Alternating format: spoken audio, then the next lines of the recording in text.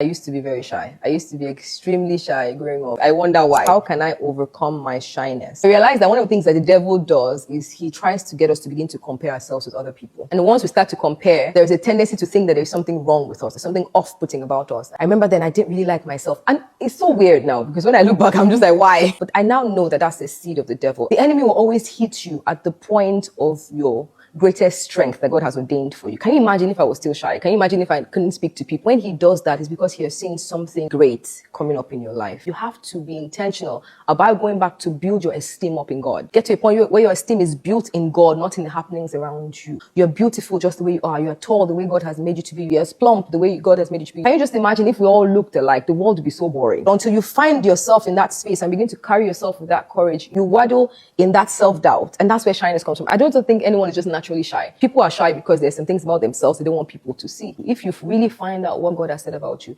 it would affect the way you talk, it would affect the way you walk, it would affect the way you interact with people. If I can give you an assignment, I would say go find at least 3 scriptures about what God has said about you. Write it out and every day confess them about your life. There's a powerful, weapon that we have in confession. But this confession should not just be based on just speaking. It has to be rooted in faith. Faith comes by hearing. The first hearing is by reading.